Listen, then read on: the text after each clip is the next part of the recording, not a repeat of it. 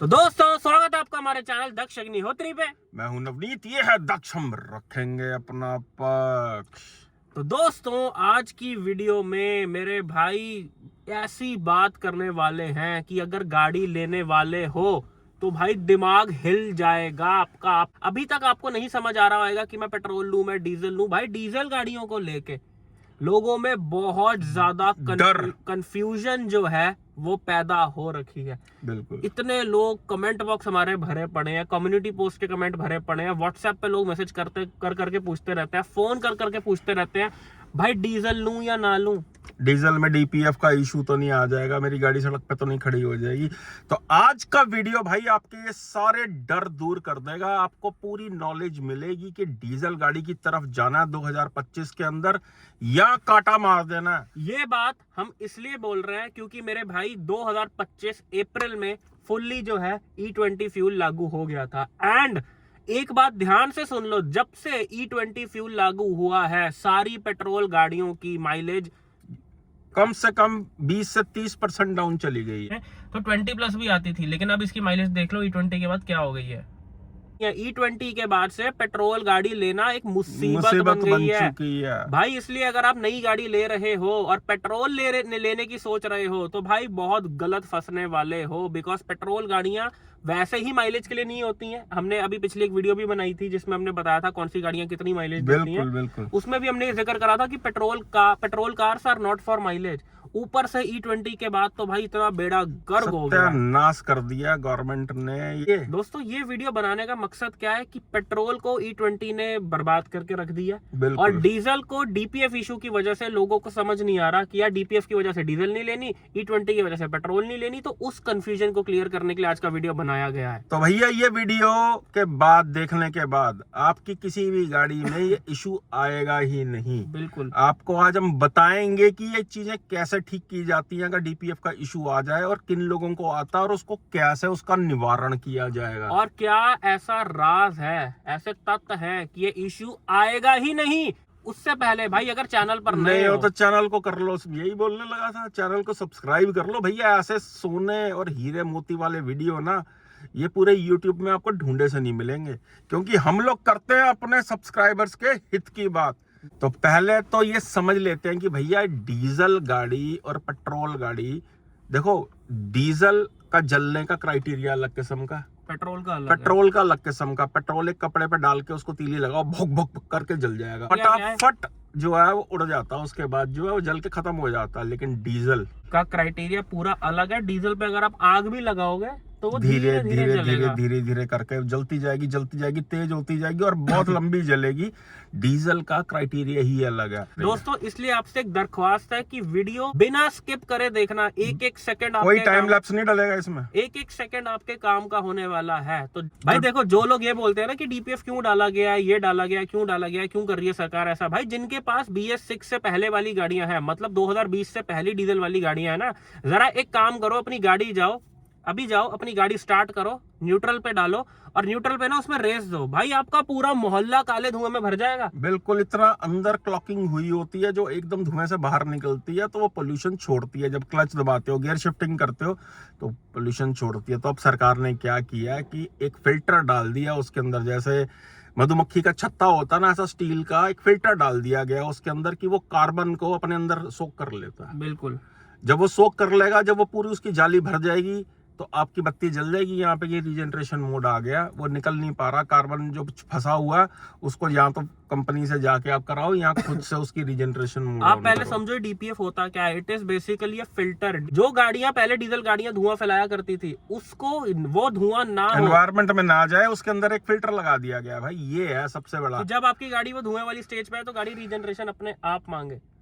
और एक चीज का हम और जवाब दे देते हैं लोगों का, जो बहुत लोग हमें फोन करके बोलते हैं कि डीजल गाड़ियां बैन होने वाली हैं। भाई कोई डीजल गाड़ी बैन नहीं हुई, डीजल गाड़ी बैन होने वाली है। देखो तो भाई एक बात आप समझ लो, डीजल गाड़ी अगर बैन होनी होती तो सरकार AdBlue डालो जी, डीपीएफ डालो जी, ये करो जी, वो कुछ करो नहीं जी, करती। इतनी चोचलेबाजी होती ही नहीं, सीधा बैन होती। जितने चेंजेस डीजल में होने थे हो गए, सब कुछ हो चुका है इसके अंदर। अब लेकिन जो समस्या पब्लिक फेस कर रही है, जो लोग फेस कर रहे हैं, वो ये है कि भैया रीजनरेशन का साइन बना आ जाता है गाड़ी के अंदर जो और जो नए बायर्स हैं उनके मन में डर रहा रीजनरेशन आ जाता है। रीजनरेशन, अब भैया कुछ नहीं है, टेंशन मत लो इस चीज की। सबसे पहली चीज, अगर आपकी रनिंग बिल्कुल कम है कि मेरे को भैया रोज की 4 किलोमीटर चलानी है, महीने की 200-300 किलोमीटर चलानी है, तब क्रॉस मार देना, तब डीजल गाड़ी बिल्कुल नहीं लेनी है आपने। ऐसे में क्या होता है, देखो दोस्तों, किन लोगों के लिए डीजल गाड़ी आज लेनी सबसे ज्यादा अक्लमंदी है। सीएनजी मैं कहूंगा दुनिया के one of the most depressing चीज है सीएनजी गाड़ियां। भाई लोग माइलेज के चक्कर में सीएनजी तो ले लेते हैं, ब्रेजा सीएनजी ले लीजिए, ये सीएनजी ले ली, पावर के नाम पे सीएनजी कार सार कुछ भी नहीं है, डिप्रेशन है भाई, डिप्रेशन। 11 लाख रुपए में अब लोग ब्रेजा सीएनजी ले रहे हैं, इतने में इतनी बढ़िया डीजल गाड़ियां आती हैं, लेकिन वो लोग लेते नहीं है ये सोच के। देखो दोस्तों, अगर तो आपका रन हाईवे पे होता है, फ्रीक्वेंटली हाईवे रनिंग होती है आपकी, या हफ्ते में अगर 2 दिन भी आपको हाईवे पे जाना होता है, तो आपको लेनी ही डीजल चाहिए। अब डीजल गाड़ी लेने का सबसे पहला बेनिफिट सुन लो आप क्या है। पहली चीज, डीजल गाड़ी आपको हर कंडीशन के अंदर भाई, जो छोटी गाड़ियां, बड़ी गाड़ियां बाद में बात करेंगे, जो छोटी गाड़ियां, चाहे वो क्रेटा सेगमेंट की हो गई, चाहे सोनेट हो गई, चाहे 3XO हो गई भाई, या नेक्सॉन हो गई, आपको सिटी कंडीशन में 15-17 की माइलेज निकाल के देंगी ये कैसे भी। Diesel cars are king when it comes to mileage भाई डिफॉल्ट ही माइलेज देती हैं। दूसरी चीज, माइलेज के साथ साथ भैया लो एंड टॉर्क को इतना ज्यादा होता है, आपने देखा होगा 250 NM का टॉर्क आ रहा है भाई, है सोनेट के अंदर, डीजल के अंदर वो भाई 300 NM का टॉर्क आ रहा है 3XO के अंदर। भाई ये लो एंड टॉर्क का फायदा क्या होता है कि आप भैया खड़ी चढ़ाई भी चढ़ जाओगे, 5 सवारियां बिठा के ईंटें भी ढोलोगे ना गाड़ी में, तो गाड़ी रॉकेट की तरह फिर भी उड़ेगी। बिल्कुल भाई। भैया आपने ट्रक देखे होंगे, अपने से ज्यादा लोड लेके चल रहे होते हैं और उड़ते फिर रहे होते हैं। लो एंड टॉर्क यानी कि भाई अगर चलाने की खुजली है ना, गाड़ी चलाने का मजा चाहिए और जेब पे भी वो भारी ना पड़े, तो वो सिर्फ डीजल स्वाद दे सकता है इस चीज का। भाई देखो, साफ सीधी कहने का मतलब है, गाड़ी का मतलब यह होता है या तो पेट्रोल टर्बो या फिर डीजल। तो आज की डेट में लोग नेचुरली एस्पिरेटेड इंजन खरीद रहा, समझ रहा मैंने तो गाड़ी खरीद ली। वो भाई वो गाड़ी नहीं है, वो गाड़ी के नाम पे धोखा है। गाड़ी मतलब डीजल या फिर पेट्रोल टर्बो, जिसमें एटलीस्ट पावर होती है, रश होती है। बिल्कुल, लेकिन जो लोगों का डर है ना, आज के वीडियो के बाद वो निकल जाएगा। पहली चीज जो आपने करनी है, अगर आप डीजल गाड़ी ले रहे हो, पहले तो आप ये कैलकुलेट कर लो कि आपकी चलेगी कितनी गाड़ी और कैसी कंडीशंस में चलेगी। एक मैं यहाँ पे चीज और बोलूंगा, कितने लोग ऐसे होते हैं जब गाड़ी लेते हैं उनको नहीं पता होता मेरी कितनी चलने वाली है। किसी को लगता है मेरी महीने की 500 चलेगी, मेरी 800 चलेगी, लेकिन भाई जब गाड़ी जैसी चीज आती है ना, तो मन करता है चलाने का। और पेट्रोल गाड़ी लेके लोग नहीं चला पाते भाई, नीचे खड़ी रहती हैं गाड़ियां पार्किंग में। अरे यार, ऐसी पेट्रोल गाड़ी लेके करोगे क्या? 15 साल की लाइफ, जिसमें से 8 साल तो गाड़ी पार्किंग में ही बिता दे। हाँ, लोग कहते हैं दिल्ली में तो डीजल गाड़ी 10 साल है, पेट्रोल 15 साल है। 15 साल अफोर्ड कर पाओगे पेट्रोल गाड़ी को? भाई नहीं अफोर्ड हो पाती है गाड़ी। भाई 15 साल तेल डलवा के गंजे हो जाओगे। हाँ, जेबों में छेद हो जाएंगे। अब आते हैं कि भाई डीजल गाड़ियों में जो डीपीएफ का इशू है, ये किन लोगों को आता है?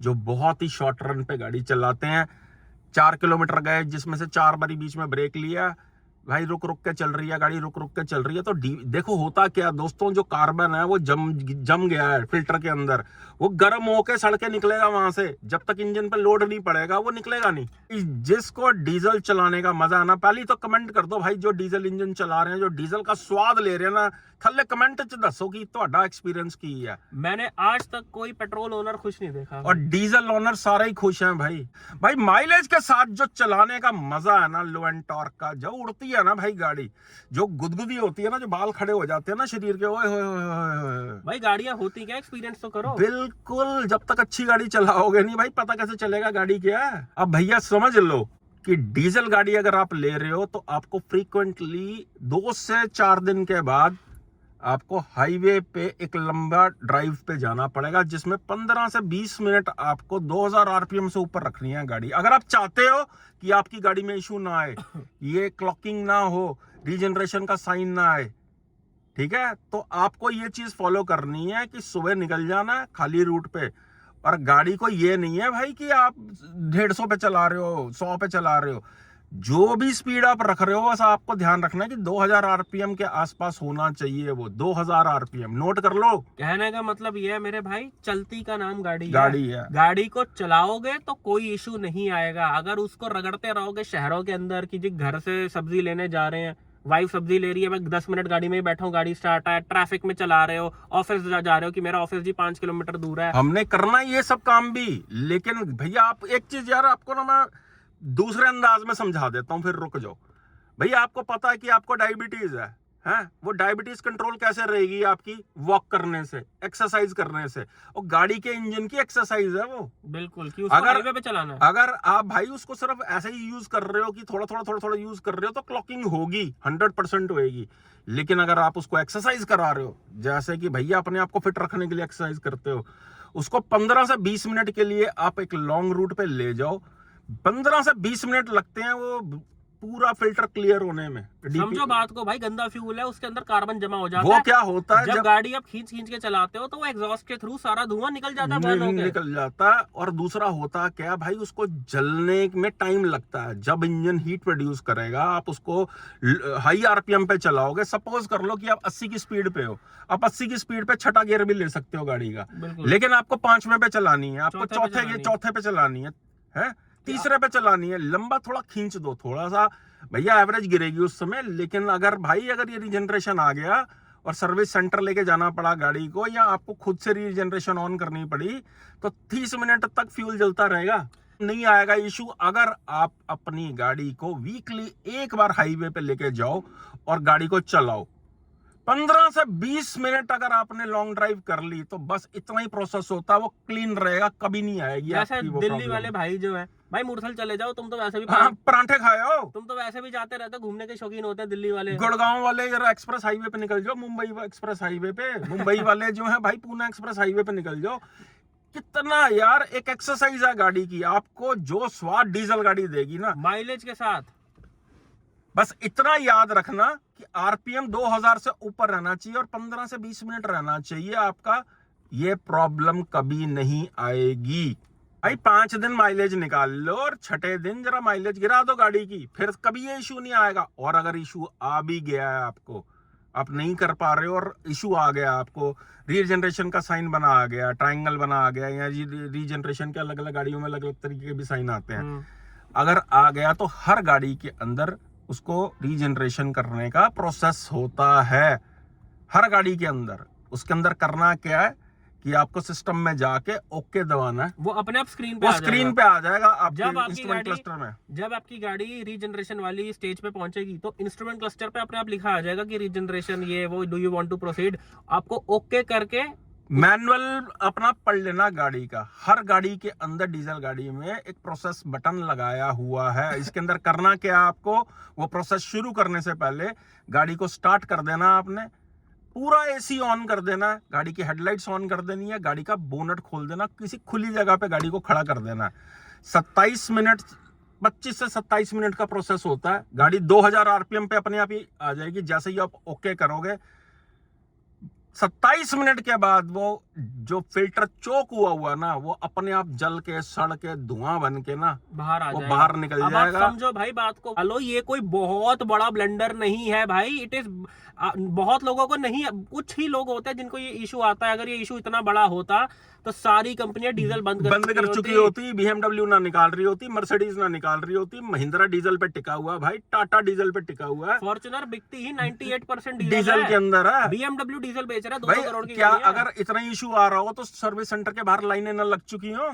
अगर रीजनरेशन आ भी गया तो भाई ये कोई कैंसर नहीं हो गया जिससे गाड़ी खत्म हो जाएगी आपकी। रीजनरेशन मोड पे अगर आ गई है तो बहुत देर तक गाड़ी ड्राइव नहीं करनी है, कि पिकअप नहीं लेगी गाड़ी जो है। कहने का तात्पर्य ये है, जिनको ड्राइविंग का शौक है, जिनको कम पैसों में ज्यादा पैसों वाला मजा चाहिए वो, और जिनको साथ में माइलेज चाहिए, मतलब कहने का मतलब ये है, अगर आपको पेट्रोल टर्बो जैसी पावर चाहिए और सीएनजी जैसी माइलेज चाहिए तो सिर्फ और सिर्फ डीजल है।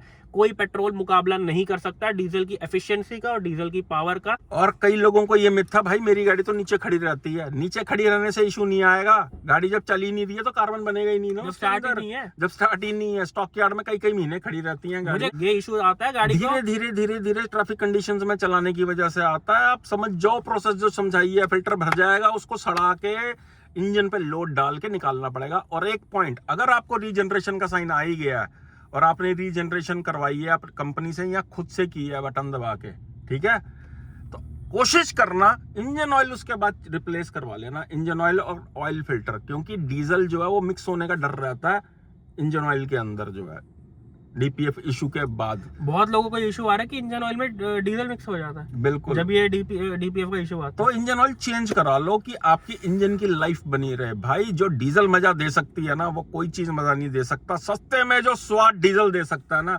जेब में छेद हो जाते हैं पेट्रोल डलवा के। जब पैसा ना लग रहे हो ज्यादा और स्वाद भी आ रहा हो तो स्वाद दुगना हो जाता है। कोई इशू नहीं है ये। नहीं तो सबसे पहले सारी कंपनियां जो है ना डीजल इंजन बंद कर देती खुद से। आज भी नई गाड़ियां लॉन्च हो रही हैं, कल भी वेन्यू आ रही है, वो भी डीजल के अंदर आ रही है। कंपनी ने क्यों बंद नहीं कर दी यार? इतना इशू अगर वो 1-1.5 साल में बंद कर देगी गवर्नमेंट तो कंपनी पागल है जो अभी लॉन्च कर रही है गाड़ियां। तो भाई ये वहम निकाल दो, डीजल बैन होने वाला है। हिंदुस्तान में पेट्रोल से ज्यादा डीजल की खपत है। लेकिन अगर आप एक्सरसाइज कराओगे भाई आपको प्रॉब्लम आएगी नहीं। अगर आप लॉन्ग रूट करते हो तो ये प्रॉब्लम आएगी नहीं। ये सिर्फ वही रो रहे हैं जिनकी चलती ना के बराबर है, जो सिर्फ माइलेज का मीटर लगा के डीजल गाड़ियां चलाते रहते हैं।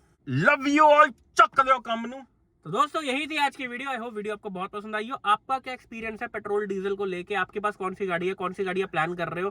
कमेंट में बताओ कि अगर आपका कोई एक्सपीरियंस बेटर रहा हो और अगर आपको इशू आया तो आपने कैसे रिजॉल्व किया। और साथ ही साथ अगर अभी भी कंफ्यूजन है कि भाई डीजल लेनी है या पेट्रोल लेनी है या ईवी लेनी है, तो नीचे हमारा नंबर आ रहा है, हमें 1-to-1 आप कांटेक्ट कर सकते हो। व्हाट्सएप पे मैसेज डाल के कॉल स्लॉट यानी कि paid service, paid call slot book करके अब हम दोनों से बात कर सकते हो। हजारों लोग भाई फायदा उठा चुके हैं। जब वीडियो देख के आपको इतनी समझ आ जाती है तो भाई अगर हम दोनों तक पहुंच गए तो गलत गाड़ी वैसे नहीं लेने देंगे आपको। हम जो है आपकी रिक्वायरमेंट के हिसाब से गाड़ी बताई जाती है आपको कि कौन सी गाड़ी सूट करेगी आपको।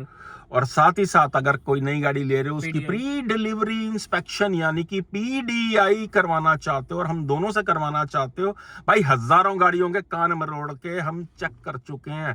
कई 100 गाड़ियां रिजेक्ट हो चुकी हैं। सारे में है, नीचे भी भरे हैं, नीचे भी है जो है बैठे हुए हैं। पता नहीं ना, खाली तार काट रहे थे, रस्टिंग भी आई हुई है। हम दोनों से करवाना चाहो तो भाई डीलर कभी आपके साथ गलत नहीं कर पाएगा अगर हम दोनों पहुंच गए तो। ये नीचे आ रहा हमारा नंबर। ऑन डिमांड हम ऑल इंडिया में कहीं पे भी आ जाते हैं।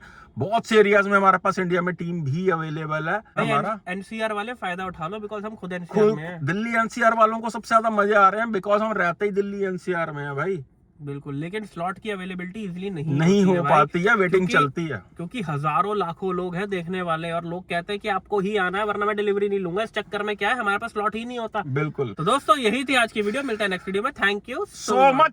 ਚੱਕ ਦਿਓ ਕੰਮ ਨੂੰ ਤਾਂ ਡੀਜ਼ਲ ਦਾ ਸਵਾਦ ਲਓ ਯਾਰ, ਡਰਨ ਦੀ ਕੋਈ ਲੋੜ ਨਹੀਂ ਹੈ। ਕੋਈ ਕੁਐਸਚਨ ਹੈ ਤਾਂ ਥੱਲੇ ਕਮੈਂਟਾਂ 'ਚ ਪੁੱਛ ਸਕਦੇ ਹੋ। Love you all.